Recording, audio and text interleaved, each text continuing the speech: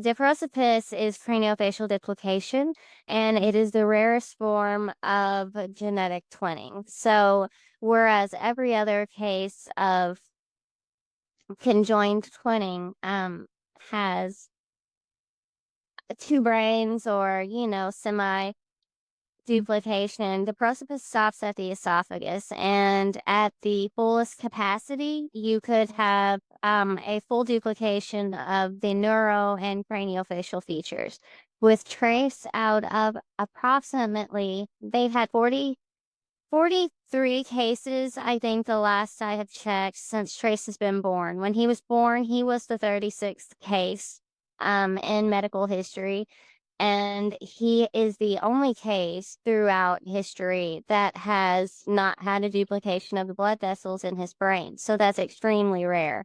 So in Trace's case, he's the rarest twin in the world, but he's not a twin. Mhm.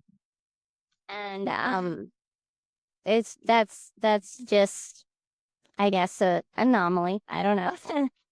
Mhm. Very, very rare. And also in the interview with Chris Elmer, you described his brain morphology and Yes. the different deformities in his left and right hemispheres. So can you tell us more about it? Yes. So to physically describe it and not put it in medical terms, the left portion of his brain looks like hamburger meat. There's no defined ridges, you know, there's a lot of malformations, and it's just kind of smushed together is what it looks like. And the other side, on his right side, on his right hemisphere, it looks very similar to ours. It just has a few more ridges than ours. So he's just got a little bit of a wrinkly side and a smooth side, we call it. Hmm. And what about his motor ability? Can you describe it based on the two hemispheres? Yes. Well, since the opposite side of the brain affects each opposite side of the body, obviously, he has some retraction on the right side. And when he was born, he just kept his arm really close, and his fist was always clenched. Um, through a lot of exercise and therapy, with introducing cannabis, his body has relaxed a lot. We do a lot of fascia work as well, just to help keep his movement going and to help keep things connected good. Um, that's that's really how it started, and once we got things going, it's just gotten better from there. So even though he can't support his weight, Trace will still walk like one foot in front of the other. He's been able to do that for a very long time. You just have to support all of his weight. So we do that a lot just so that he can feel like he's walking. And maybe one day he'll be able to do that. Trace, one day I will visit you in your house and we will go together and play together. Very Yeah, soon. we can go see the mountains. In one of the interviews, you articulated that Trace was also diagnosed with Dravet syndrome. And Yes. I searched for that and I found out it is a very rare genetic epileptic encephalopathy. I'm not sure if this is right or not. So tell us more about this. Well, with Dravet, so epilepsy is kind of on a spectrum, as most things are, and Dravet is at the end of that spectrum bar. So most of the people with Dravet have, like, there are probably about 80%, I think, have a genetic mutation with the SCN1A gene, or I believe that's correct. Anywho, there's about 80% of them that have a genetic mutation that causes this, or a malformation in the brain. And what it does is it makes your body just resistant to epileptic medication and treatment for the most part. So Trace was having over 300 to 400 seizures per day. And we had tried every medication that was available in the US, and um, we had to order out of Canada for 3 years before some medicines were even available in the United States. And we were on most of the newest, experimental drugs as soon as they came out. He was on cocktails of between 3 to 5 medications at a time. And those cocktails just severely damaged not only his cognitive abilities, but his body, like his kidneys and his liver started to decline, and he started to go into renal failure. And once we added the cannabis, nothing, they had told us, the specialists had told us there was nothing that they could do. And he was still having all of these seizures. So they sent us home to die, basically. And they told me that we would watch him have a seizure. And that was that. Because with Dravet kids, and it's scary thought, but they have a 15 to 20% higher chance of dying with SIDS or sudden death in epilepsy syndrome. And that's just because they have extreme seizures. And some of these seizures are silent. And most of those silent seizures are nocturnal. And so when this happens, this large tonic-clonic seizures, it contorts the body and it just seizes your chest so hard. These muscles contract so hard that you cannot get any air in or out. So that's why it's silent. All you hear is a body thrashing, and there's no breath getting in or out. Most other seizures, you hear, some sort of sound, and that just means they're getting air in and out. So that's a good thing.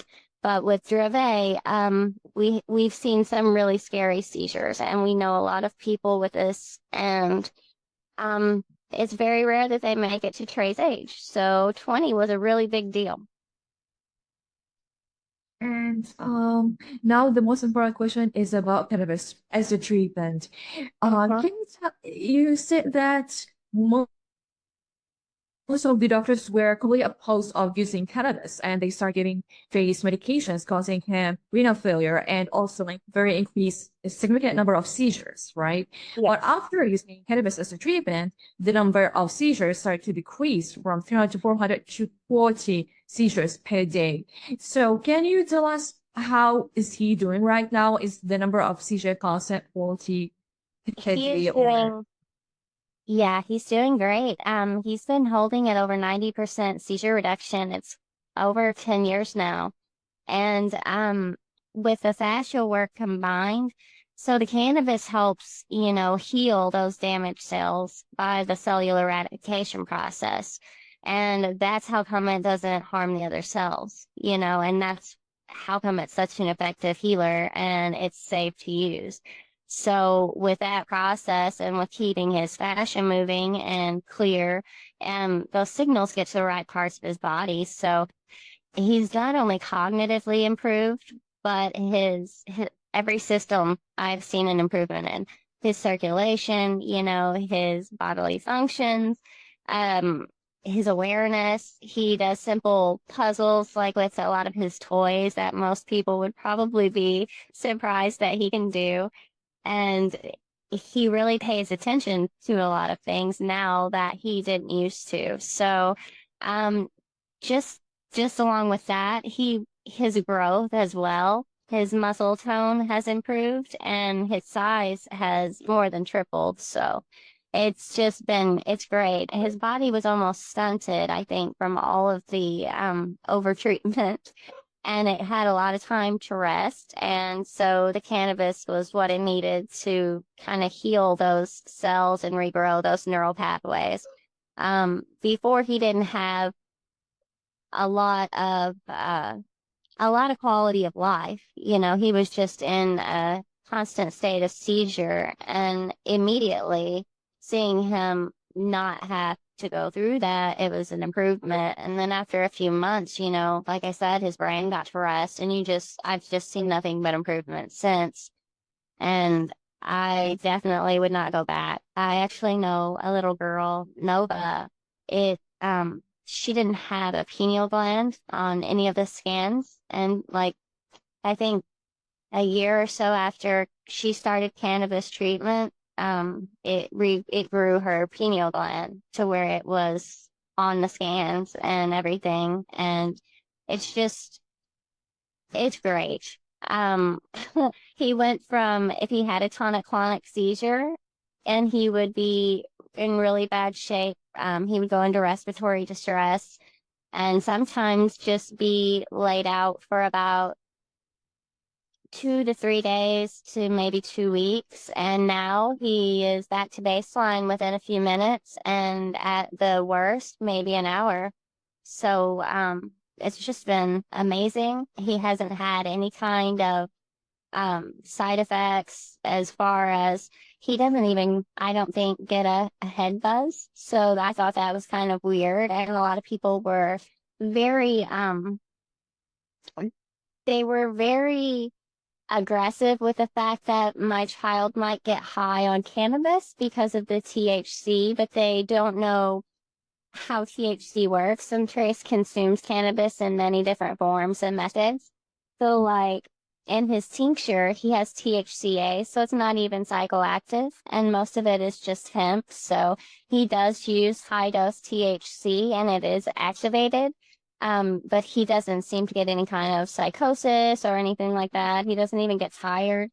Um, but yet with the pharmaceuticals, his pupils were the size of my thumb. I mean, it was just crazy. And he would be up for days sometimes with some of those medications, and it was so scary.